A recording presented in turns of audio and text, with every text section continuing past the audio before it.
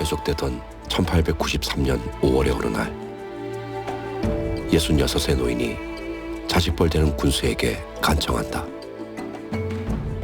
지금은 3년째 가뭄입니다. 게다가 전에 없던 물세까지 내라 하시면 저희들은 먹고 살 길이 막막할 따름입니다. 부디 고부 농민들을 불쌍히 여기시옵소서. 젊은 군수는 감면 대신 곤장형을 내렸고 피투성이가 된 노인은 한 달 만에 죽었다. 아비가 죽고 난 뒤 그의 아들이 군수를 찾아와 호소했지만 사정은 달라지지 않았다. 부조리의 시대. 아비를 잃은 사내는 눈물을 멈추고 길을 떠난다. 붓 대신 죽창을 들고 역사를 향해 첫 발을 내딛는다.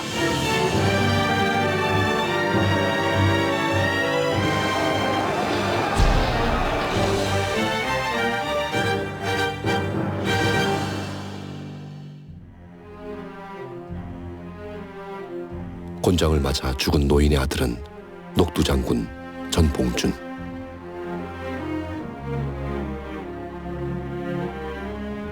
죽창을 들었건만 그 또한 아비처럼 죽는다. 탈상도 마치지 못한 1년 반 만의 일이다. 설상가상 전봉준의 무덤은 그저 흙더미를 쌓은 허묘다. 처형후 그 시신을 유기했기 때문이다. 이유도 존재도 금기시된 사후 130년의 세월. 전봉준은 대체 누구였나? 굉장히 가난한 아주 평범하게 소시민으로서 살고 있었던 사람이었죠. 글을 안다는 것, 그런 얘기가 있죠. 지식이 많아지면 걱정도 많아진다. 글을 안다는 것은 여러 가지 그냥 먹고 사는 문제가 아니고 세상이 돌아가는 것을 바라보면서 세상에 근심을 하게 되고 그러면서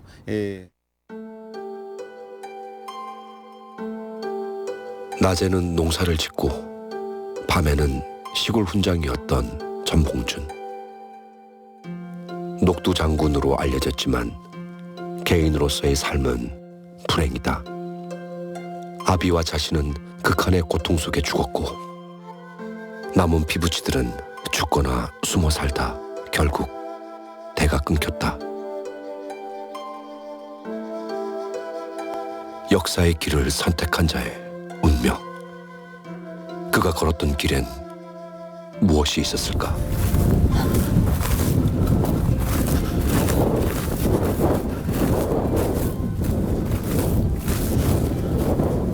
역사학자 E.H. 카가 역사는 과거와 현재와의 대화라고 했거든요.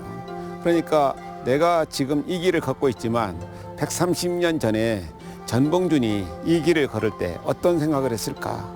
얼마나 많은 고민을 하면서 그 길을 걸었을 것인가? 그런 생각을 하면서 걸어가니까 그 힘들게 살았던 농민들의 삶이 막 저절로 떠올라가지고 그런 때는 막 가슴이 어떤 때는 뭉클할 때가 있죠. 130여 년 전 전봉준은 이 배들평야를 지나 강가로 걸었다.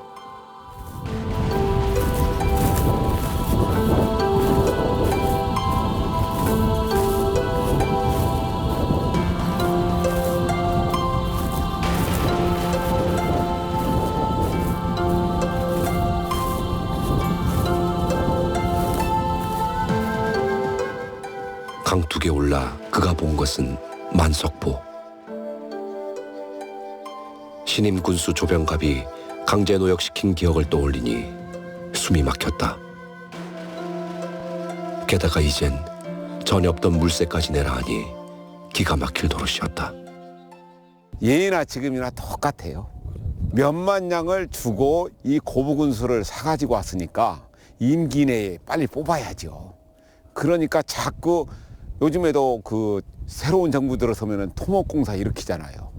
마찬가지로 토목공사를 일으켜가지고 돈을 뽑아가지고 가야 하니까. 기존에도 보는 있었지만 물세 걱정은 없었다. 농민들이 자발적으로 만든 민보였기 때문이다. 신임군수 조병갑은 만가마니의 쌀을 수확하자며 만석보를 지시했다. 예전 민보로도 충분했지만 물세는 받지 않겠다는 말에 강제노역까지는 감수했다.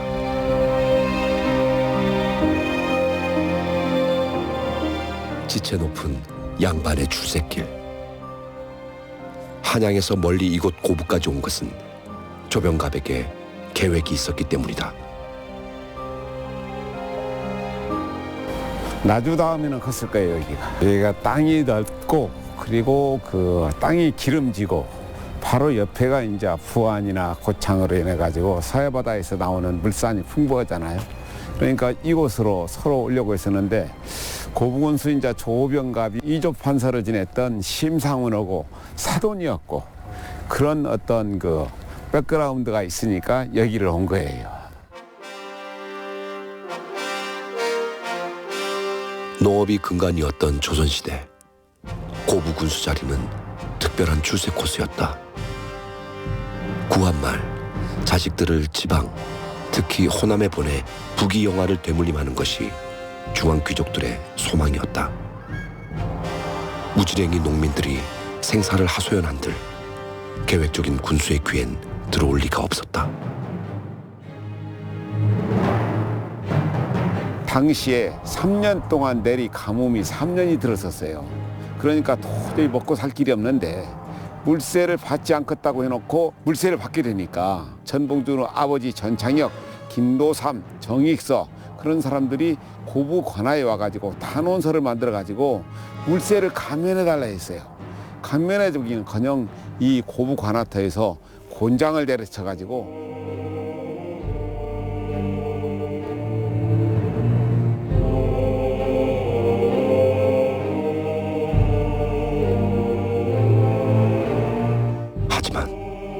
되돌아온 것은 무자비한 폭력과 죽음의 공포였다. 게다가 조병갑의 계획은 다양했고 꼼꼼했다. 와가지고 제일 먼저 했던 일이 자기 아버지가 태인 현감을 지냈었거든. 이게 자기 아버지의 영세불망비를 세운다고 고부 사람들한테 돈을 걷어가지고 해보니까 남는 장사하잖아요. 그러니까 또 하나 어머니가 돌아가셨다고 부조금을 더 받으려고 하니까. 아버지의 비석을 명목으로 모친 상을 이유로 농민들을 쥐어짠 조병갑. 탐관오리 조병갑의 등장은 우연이 아닌 선행학습의 결과였다.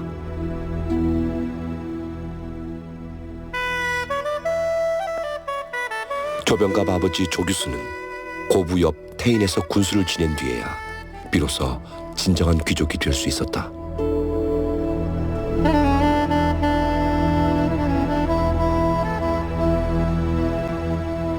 조병갑의 계획엔 채찍만 있진 않았다. 순응한 자들을 줄세워 포상을 내렸고 주색의 향연도 효과가 있었다. 첩도 있지만 지방에 가면은 원님이 있는 곳에는 대체적으로 기생들이 있었어요. 고부군수 조병갑이 와가지고 자기하고 가까운 사람들하고 마음껏 그 탐욕을 일삼으면서 논의했던 곳이 바로 이 군자정이죠.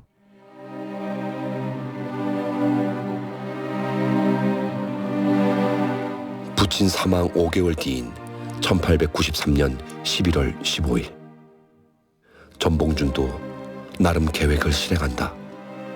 아비를 대신해 고부 농민들을 대표해 절차와 예법을 지켜 머리를 조아려 물세 감면을 간청한다. 허나 계획은 틀렸다. 그 또한 아비처럼 피투성이가 되어 쫓겨난다. 아비를 잃고 매를 맞고 나서야 냉정을 찾은 시골 선비 전봉준. 동학농민혁명 거사를 담으며 사발통문을 작성한 지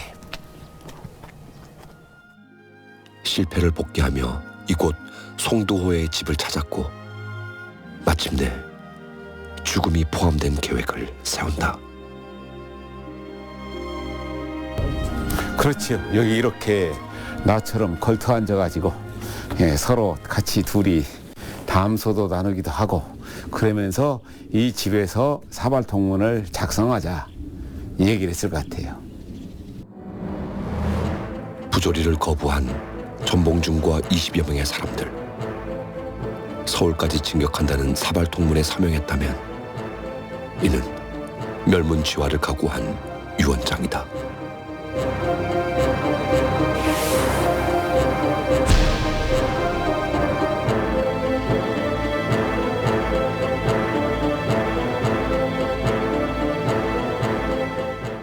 죽음을 넘어선 거사. 하지만 계획엔 변수가 따르기 마련이다.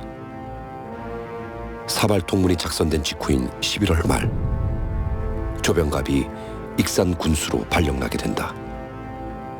그런데 이상한 일이었다. 조정의 인사권도 조병갑을 어쩔 순 없었다. 후임 고부 군수로 5명이나 청거됐지만 일신상의 사유로 모두 고소한다.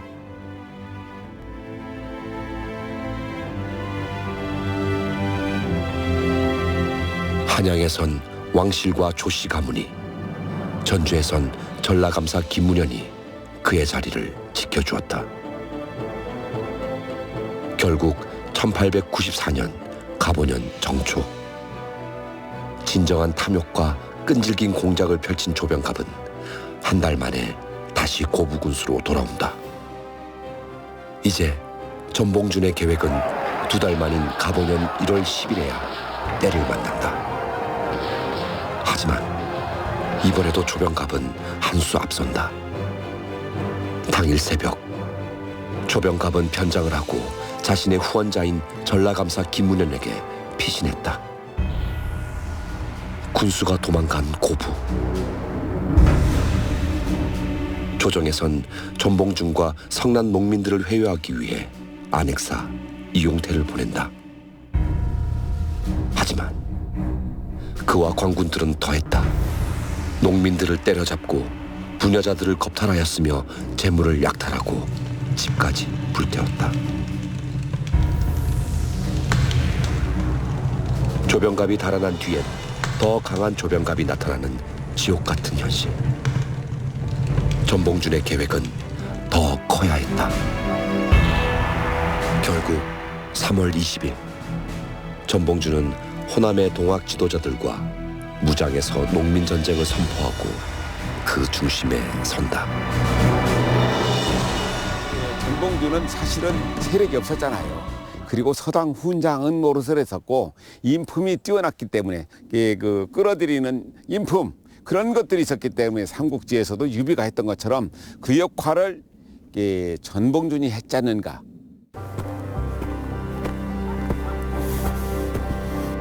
어떤 사람을 어느 시기에 만나느냐 사느냐 그게 정말로 중요해요. 손화중이나 최경선, 김덕명 그런 사람들을 더해서 만나면서 그것이 결국은 엄청난 동학농민혁명의 실마리가 됐다. 그래서 인간이 어떤 시기에 누구를 만나고 사느냐에 따라 가지고 엄청나게 달라질 수 있는 것이에요.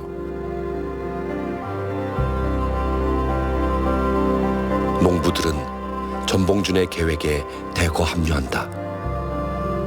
한 해 농사를 시작할 봄이지만 어차피 가을이면 빼앗길 테니 차라리 죽창을 쥔 것이다. 그리하여 무장기포 여세 뒤인 백산 집회에선 그 숫자가 약 10,000명으로 불어난다.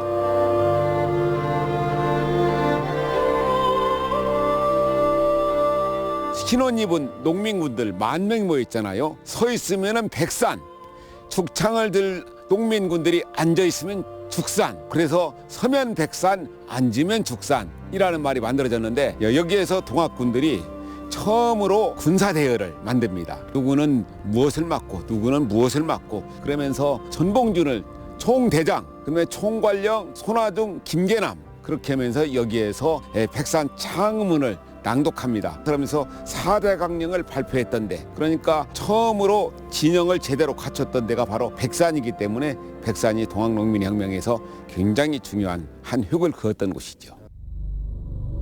우리가 여기까지 온 것은 백성을 도탄에서 건지고 국가를 반석 위에 두자는 데 있다. 안으로는 사막한 관리의 목을 베고 밖으로는 횡포한 강적의 무리를 몰아낼 것이다. 백성들이여, 조금도 주저하지 말고 일어나라.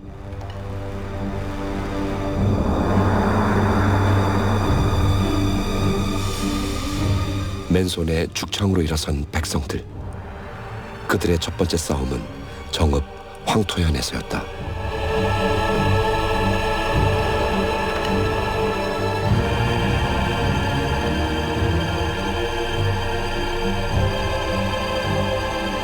(1894년) 갑오년 음력 4월 7일 동학 농민군들은 1000여 명이 넘는 전라 감영군을 상대로 승리한다. 올해 처음 제정된 5월 11일 동학 농민혁명 기념일은 바로 이 황토현 전투에서 승리한 날이다.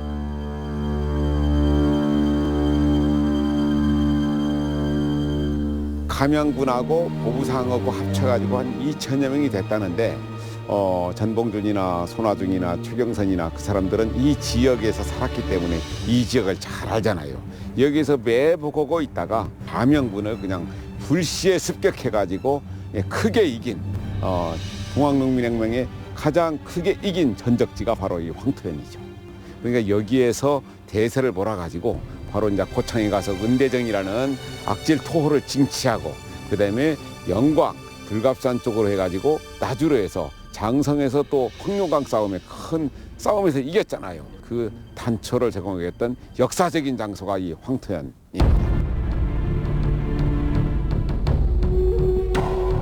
연전 연승. 전봉준과 농민군은 장성 황룡강 전투에서도 승리한 뒤 전라도의 중심인 전주로 향한다.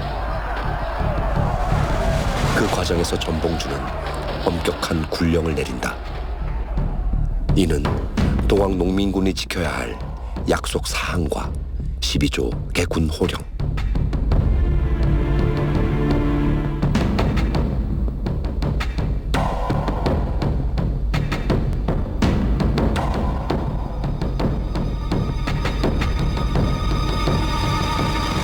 전봉준은 이 거사가 사람을 하늘처럼 모시기 위한 길임을 분명히 밝힌다.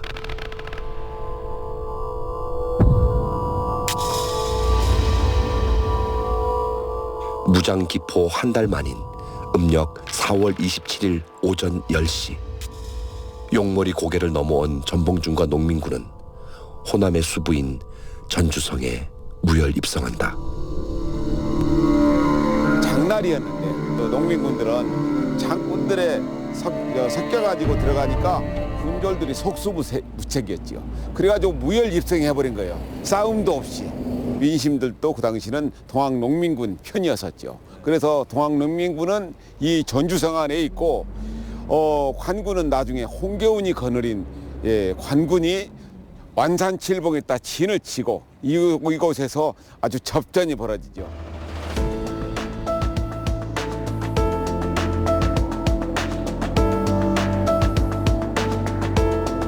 풍남문 지나 전라 감영에 도착한 전봉준은 저들의 신속함에 다시 한번 놀라게 된다. 조병갑을 비호하던 전라감사 김문현은 이미 주랭랑을 친 뒤였고 조병갑의 행방도 알 수 없었다. 쉽게 호남의 중심 전주성을 차지한 농민군들. 전봉준은 그들에게 진중할 것을 명한다. 긴장이 풀리는 순간 자중질환이 일어날 수도 있기 때문이었다.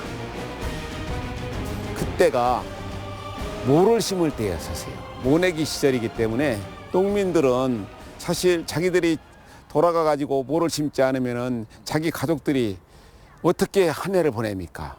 그러니까 농민들에게 가장 절실했던 것은 모내기 철이라 또 다른 생존. 사실 밥이 한울이잖아요. 밥이 한울이고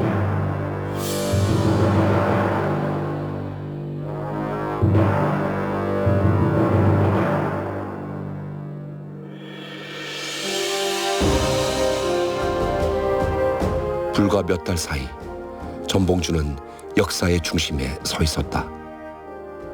그에겐 새로운 세상을 꿈꾸는 만 명의 농민군과 그 피부치들의 생사도 달려 있었다. 치열한 전투와 협상이 계속되던 가보년의 전주성. 마침내 전봉준과 지도부는 5,000년 역사상 초유의 성과를 얻어낸다. 신분제 철폐를 비롯 혁명적 내용이 포함된 패정개혁안을 성사시킨 것이다. 자, 이제 우리 백성들의 뜻을 아래와 같이 전한다. 첫째, 동학농민군과 정부는 수군을 없애고 국가 발전을 위해 협력한다. 둘째, 탐관놀이의 죄상을 낱낱이 밝히고 처벌한다. 셋째, 부자들의 횡포를 엄중히 처벌한다. 넷째, 불량한 유림과 양반을 징벌한다. 다섯째, 노비 문서를 불태워 없앤다. 여섯째, 백정들만이 쓰는 모자를 없앤다. 일곱째, 과부들의 재혼을 허가한다. 이는 왕권을 위임받은 편의종사 김학진을 만났기에 가능했다. 신임 전라감사로 부임한 그는 동학 농민군들의 안전한 귀향을 약속하며 파격적인 개혁안에 동의했다. 더 이상의 피 흘림은 불필요했으니 농민군들은 고향으로 발길을 돌린다.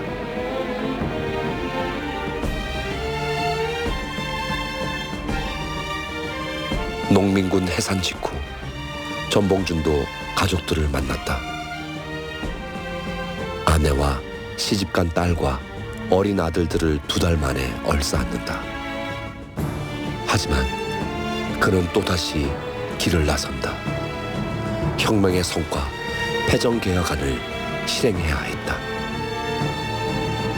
전주성 점령 열흘 만에 얻어낸 성과는 반만년 역사상 불가능해 보였던 것들이다. 특히 노비 문서를 소각해 천민들에게도 인권을 부여한 것은 봉건 시대를 부정하는 감히 상상도 하지 못했던 일이었다.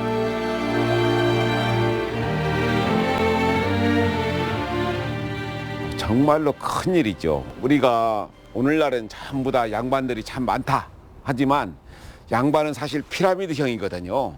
양반은 불과 얼마 안 되고 그렇기 때문에 자기들이 공고한 지위 있지 않습니까? 그것을 위해서 사실은 노비나 양민들 전부 다 그런 사람들을 부려먹고 그것이 조선왕조 500년 내나 이어졌던 것이죠. 그러니까 그 당시에는 도저히 있을 수가 없는 관과 민이 합쳐가지고 정치를 주관하는 아주 어떤 의미에서는 오늘날의 지방자치제의 효시가 된 것이 바로 집강소의 설치라고 볼 수 있습니다.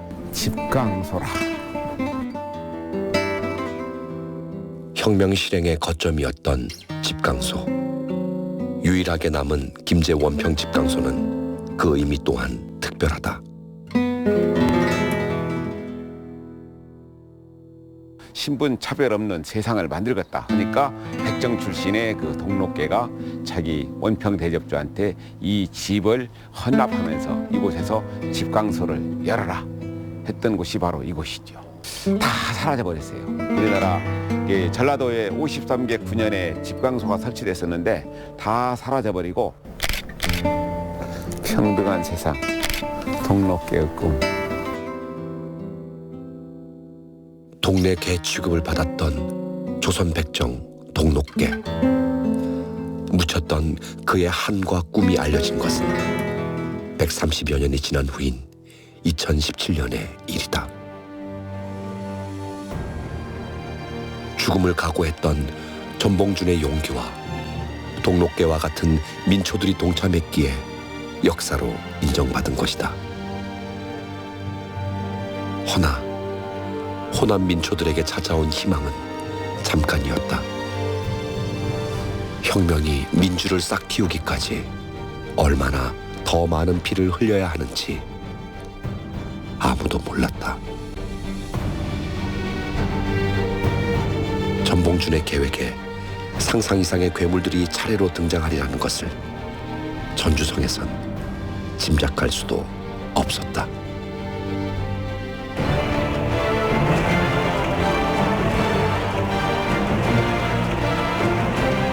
붓 대신 죽창을 들고 역사로 걸어간 전봉준.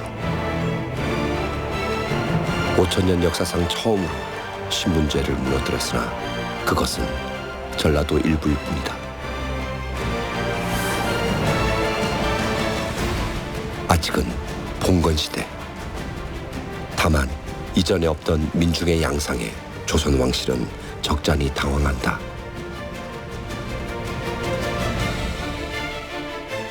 이때 조정의 한 대신은 국난을 자신의 출세 계획에 포함시킨다. 그는 바로 민비의 조카인 민영준이다. 영미 씨의 우두머리가 바로 민영준, 나중에 이름을 민영이로 바꿨거든요. 원세계를 만나가지고 청나라 군사를 좀 우리나라로 보내달라. 어찌하면 좋소. 부득이 청나라에 원병을 청하는 수밖에 없습니다. 농민군을 미친 벌떼이자 궁한 개들로 규정한 민영준의 묘안은 바로 죽음의 공포.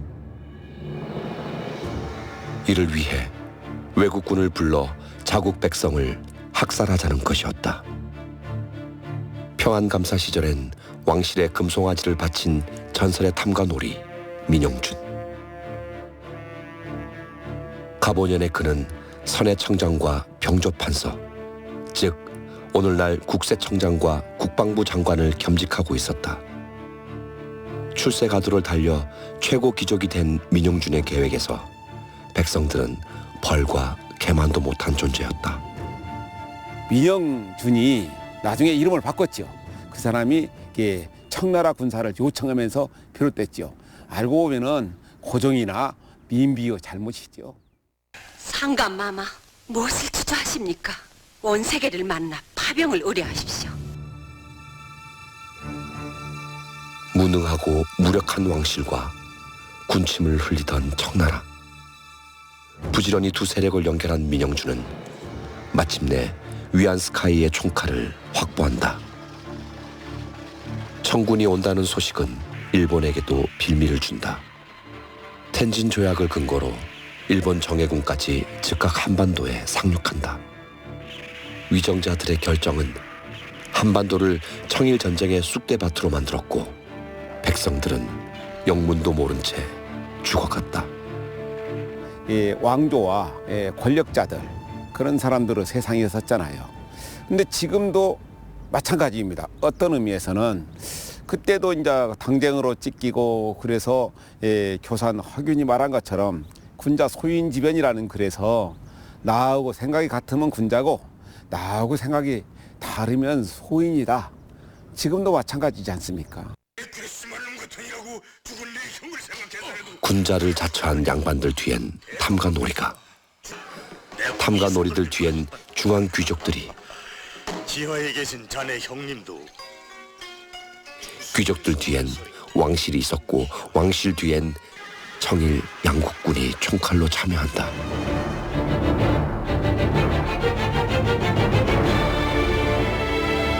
기실 전봉준과 농민군들이 전주성에서 조기 해산한 것은 외국군 침입을 막기 위한 선제적 의도였다. 뒤늦게 사태를 파악한 왕실이 청일 양국에 철병을 요청했지만 이미 민영준에 의해 돌이킬 수 없는 상황이 되었다. 일본은 오히려 추가 병력을 들여왔고 한 달 뒤엔 경복궁까지 쳐들어온다.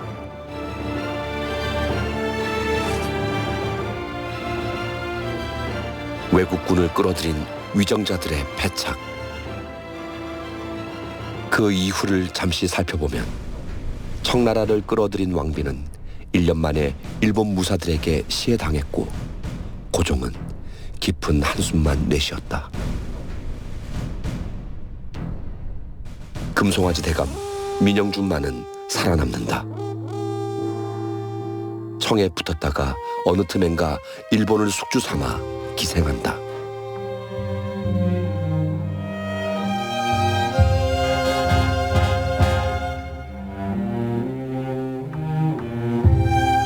전주 하야까지는 사실은 이제 그렇게 서울로 진격해가지고 어떤 조정을 뒤엎거나 그럴 생각을 가지지 않았는데 여기에서는 이제 나라가 아주 위태로운 지경에 빠졌다. 그래서 척왕척외, 그러니까 외놈들을 몰아내고 외놈이나 외세를 몰아내고 자주적인 제폭구민을 하겠다 하는 생각을 가지고 올라갔던 데가 바로 여기죠.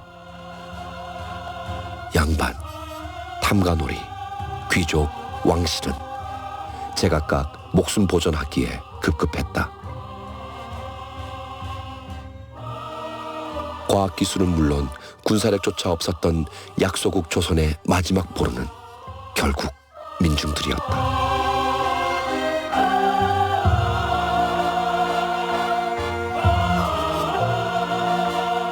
불행 중 다행인 것은 그간 투쟁을 반대해오던 북접의 변화다. 전봉준과 농민군들에게 선을 긋고 있던 최시영과 손병희의 동학교단이 일본과의 결전에 동참한 것이다. 이곳에서 모여가지고 남접과 북접 화해를 해가지고 서울로 진격했던 굉장히 역사적인 현장이 바로 여기죠. 민족의 명운이 달린 계획. 전봉준에겐 호남을 넘어 한반도 전체의 무게가 더해진다. 그렇죠. 이제 인생의 어떤 의미에서는 자기뿐이 아니라 자기를 따랐던, 여기에 처음 모였던 사람이 4,000명쯤 됐다는데 4,000명의 명운, 그리고 막 여기저기서 막 사람들이 막 몰려오니까 그 많은 사람들의 목숨까지 담보하면서 나라를 구하기 위해서 일어났던 것이 바로 삼내기포죠. 삼내기포는 반역의 오명까지 감수한 계획이었다. 죽창을 들고 전라도 밖으로 나간다는 것은 봉건 왕조에 대한 도전으로 간주되었다. 이에 조선 광군은 일본군과 연합한다.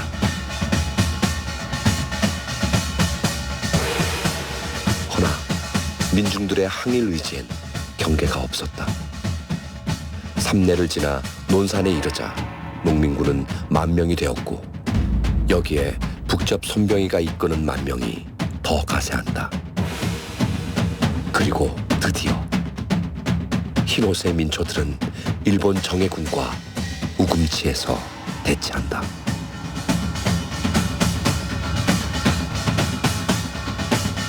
공주가 춘천 가명이 있었던 곳이지만 여기가 서울로 가는 아주 중요한 길목, 삼남대로 통영대로가 지나던 길이에요. 이게 가장 빨리 갈 수 있는 길이니까 바로 이곳에서 차량을 넘어가면 바로 천안이고, 천안 지나면 수원, 남태령 넘어가면 서울이잖아요. 가장 빠른 길, 그리고 이제 교통의 요지기 때문에 전국에서 다 이쪽으로 모일 수 있었고, 그래서 삼내에서는 4,000명밖에 안 모였지만 올라오는 도중에 많은 사람들이 불어가지고 뭐 10만이라고도 하고 정말로 많은 동학군들이 이곳에 있었다, 그렇게 얘기를 하죠. 1894년 음력 11월 9일, 양력으론 12월 5일.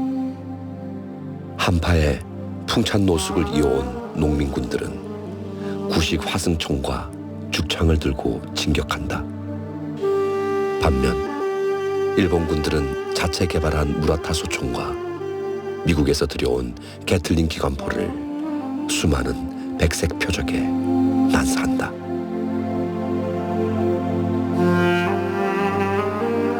피는 강처럼 흘렀고 눈물은 비처럼 내렸다.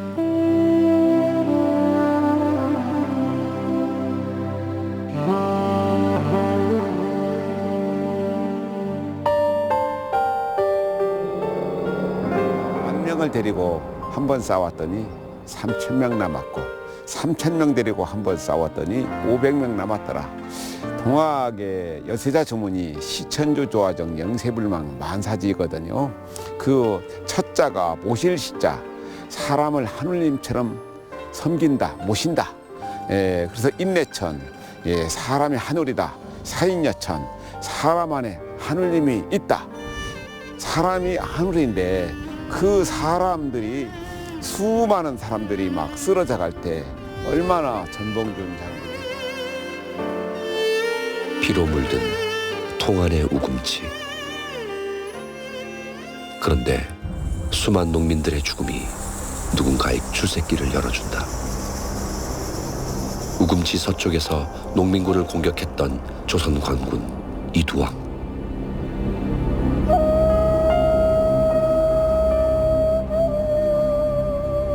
고종의 신하였던 이두왕은 1년 뒤 을미사변에 가담했고 일제에게 큰 공을 세운다.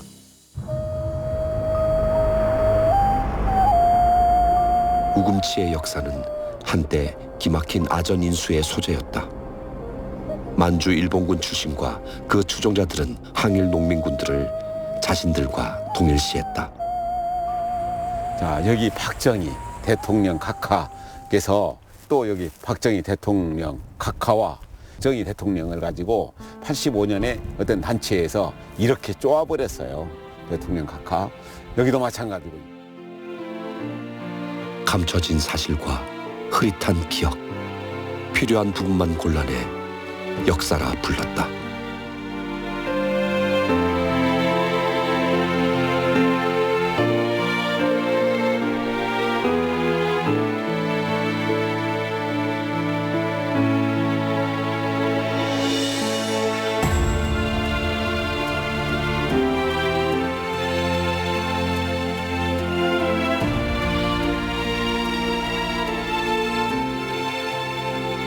하룻밤 사이 몰살된 수많은 생명들. 결국 전봉주는 부대를 해산하고 순창의 깊은 산골로 향한다.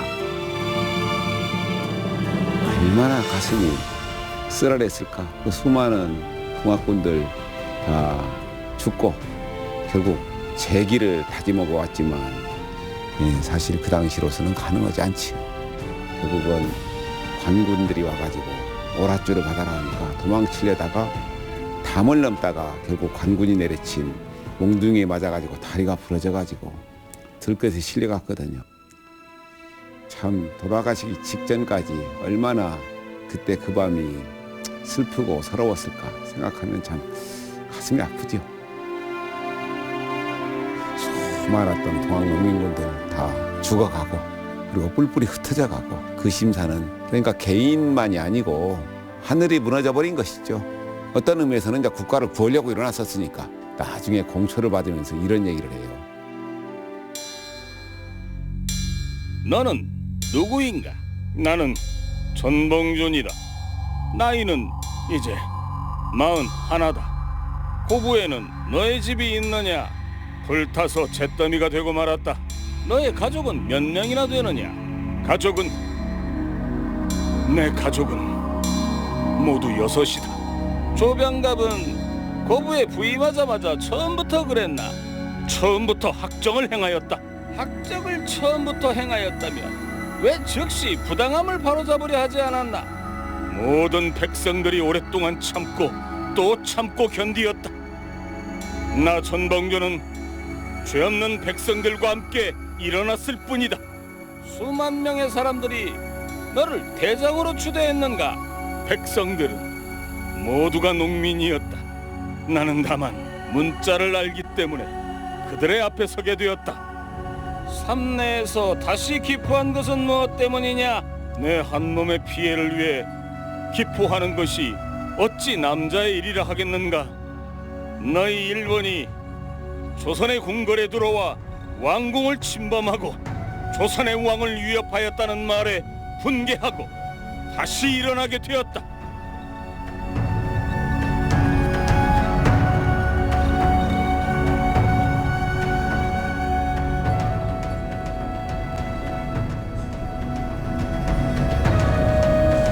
일본 영사관으로 압송된 전봉주는 취조가 끝난 뒤 신속히 처형되었고 시신은 비밀리에 유기되었다. 일제에겐 물론이고 한국 역사에서도 전봉준의 존재는 금기였다. 법관이 물었어요. 너 이렇게 죽는 것이 어떠냐 하니까 다른 할 말은 없다. 그러나 나를 종로 내거리에서 목을 베어가지고 지나가는 사람들한테 피를 뿌려야 마땅하거늘 왜 나를 이렇게 캄캄한 곳에서 죽게 만드느냐 하고 의연하게 돌아가셨다고 합니다. 전봉준이 처형된 옛 전옥서 자리에 2018년 국민성금으로 동상이 세워졌다. 살아서는 호남의 경계를 넘었건만 죽어서는 이제야 호남의 경계를 넘어선 전봉준.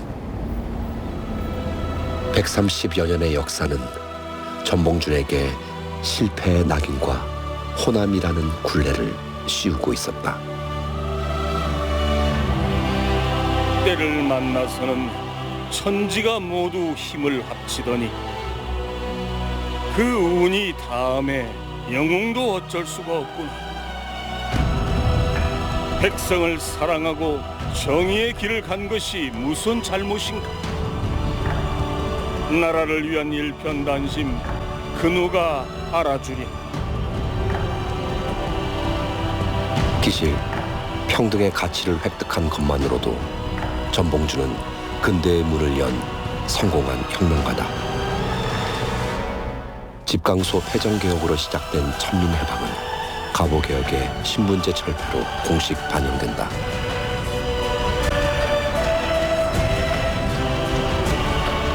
이 땅에 사람 산지 5천년 만에 가장 큰 변화였다. 이로써 동네 개와 다름없던 이들도 똑같은 사람이 되었다.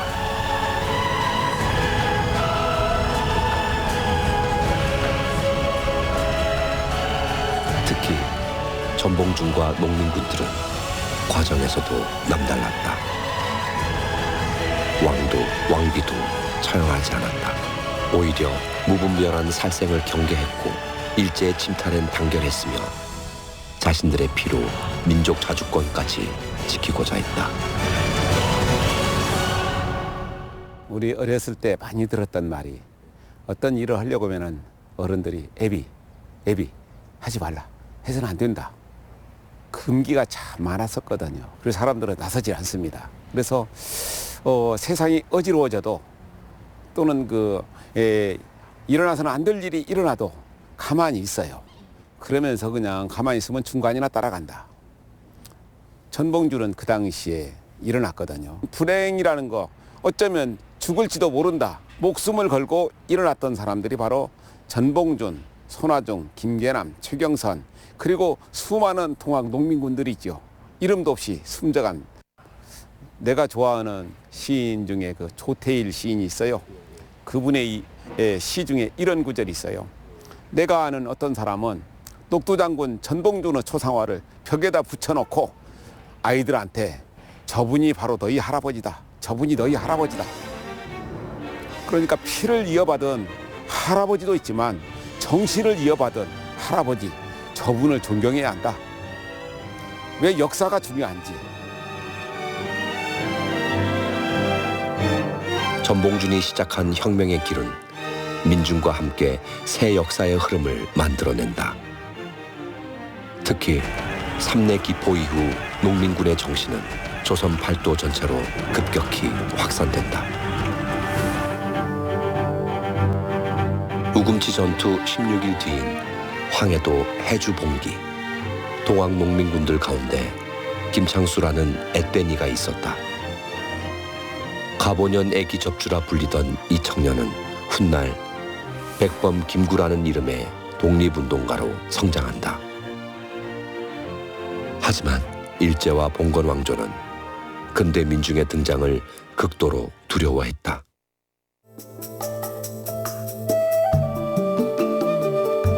전봉준마저 잡혀간 이듬해 1895년 1월 조선 관군, 지역 양반으로 구성된 민보군, 그리고 일본군 3개 분대가 대둔산 절벽을 향해 발포한다.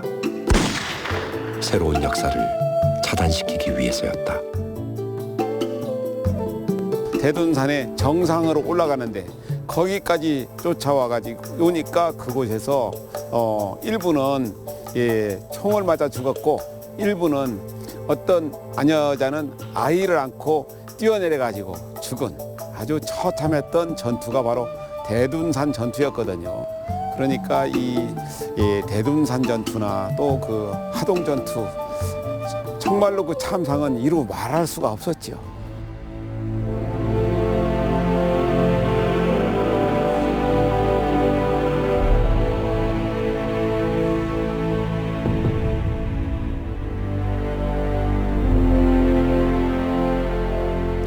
농민군의 시신, 그리고 그 정신마저 은폐된 뒤 한반도는 일제와 부역자들에 의해 역사의 어둠을 맞는다.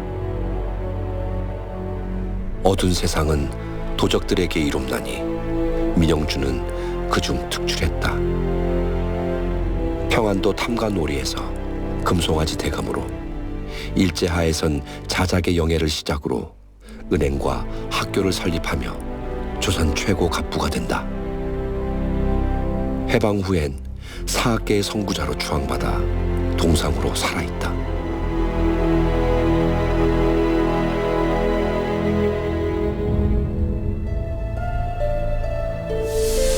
반면 동학농민군 1만 명을 이끌던 북접 지도자 손병희는 기적적으로 살아남아 이상현이라는 가명으로 객지를 떠돈다.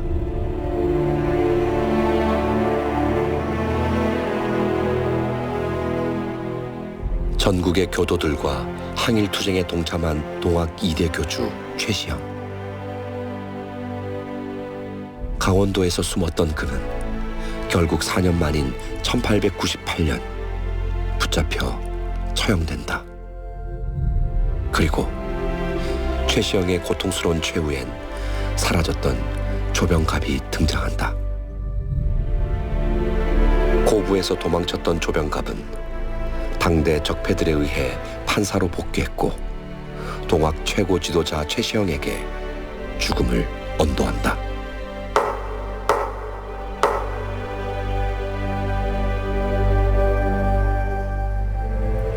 조병갑의 면밀함은 그의 묘에도 나타난다. 농민군 흘린 피가 마르지 않는 우금치 인근. 좋은 터에 숨은 듯 잠들었으니 묘비가 없다 한들 조병갑과 그 가문의 영화는 계속되었다.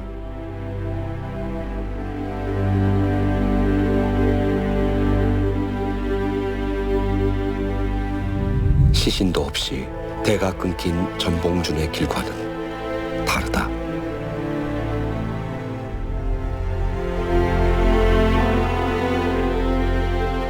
한말의 탐관오리들의 후손들은 일제 때는 또 친일에 협력하고 또 해방 공간에서 또 새로운 요직을 잡게 되고, 그건 또 그럴 수밖에 없었던 것이 동학농민군의 후손들은 배울 수가 없었잖아요. 그런데 그 친일파들의 후손들은 잘 배웠고, 옛말에 하늘은 스스로 돕는 자를 돕는다, 또 악한 자는 망하고 선한 자는 흥한다, 그런 것들이 전해오지만 현실은 항상 그렇지 않습니다. 그것들을 누가 만들어냈냐? 유정자들이 만들어낸 거예요. 너희들은 선하게 살아라. 그럼 나중에 복이 있을 것이다. 그러니까 자기들은 지금 잘 살고 너희들은 나중에. 근데 나중이라고는 없잖아요. 그 임지선사의 말에 바로 지금이지 다른 시절은 없다. 지금밖에 없거든요. 지금을 바꾸지 않으면 안 되거든요.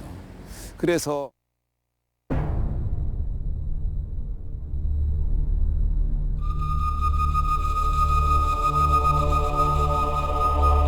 전봉준의 육신은 사라졌지만 그 정신은 새로운 계획에 불씨가 된다.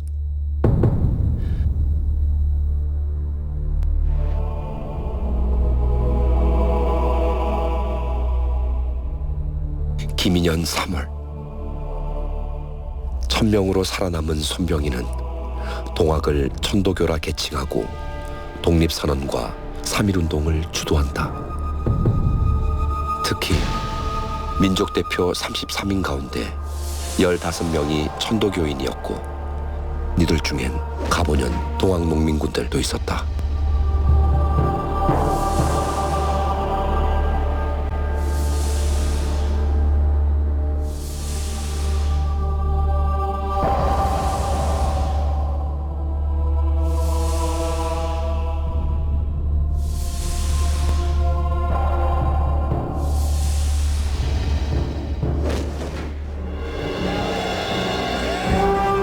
대중과 함께한다는 독립운동의 원칙은 천도교인들의 주도로 결정됐다.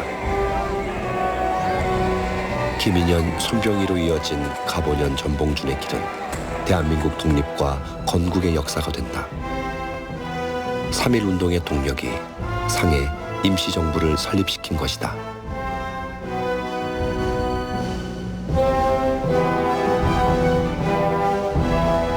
절망의 암흑 속에서도 역사의 거대한 수레바퀴는 전봉준이 꿈꾸던 세상을 향해 조금씩 전진하고 있었다. 그 동학농민혁명이 결국은 우리나라의 근현대사의 출발점이 돼가지고 우리 민족이 새롭게 도약할 수 있었던. 가보년 해주 동학군 700명을 이끌었던 애기 접주 김창수. 백범 김구로 개명한 그에게 1931년 어느 날 충청도 사내가 찾아온다.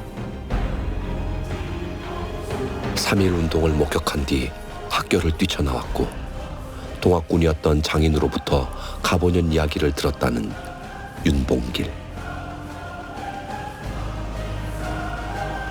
큰 계획에 자신을 써달라던 윤봉길은 항일투쟁의 길에 기꺼이 생명을 바친다.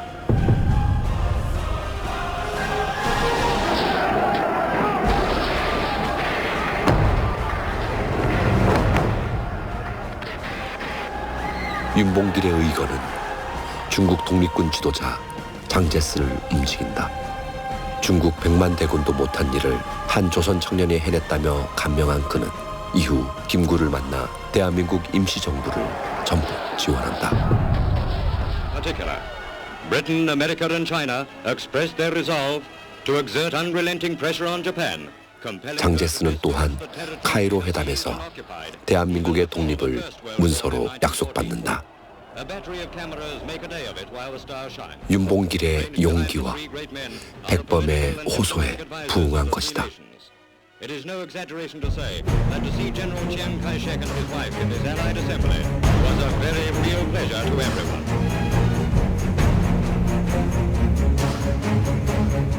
가보년 혁명의 피는 헛되지 않았다. 죽음을 넘어 전봉준이 찾아가는 길을 누군가 조용히 따라오고 있었다. 일제 강점기에도 이념의 시대에도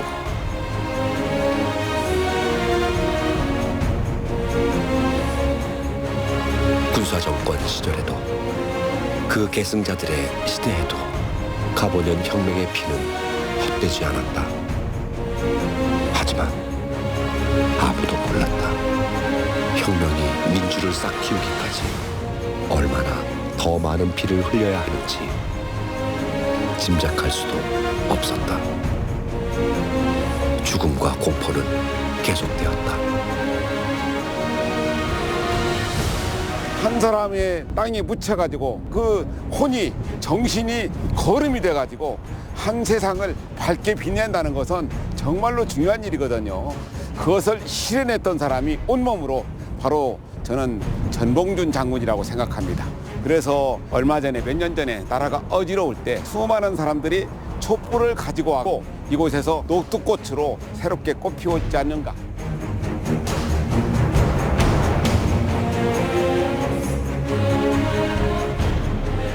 어둠이 짙으면 역사는 길을 잃는다. 130여 년 전 가보년 타오른 횃불로 길을 밝혔고 그 불빛을 따라온 근대 민중들이 이제 촛불 가득한 민주주의 시민광장에 도착했다.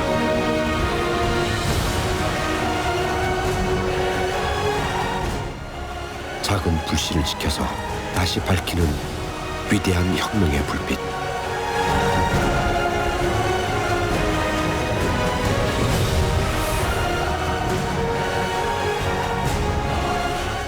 가보년 전봉준과 민초들이 피눈물로 헤쳐온 역사의 발자국이 있음을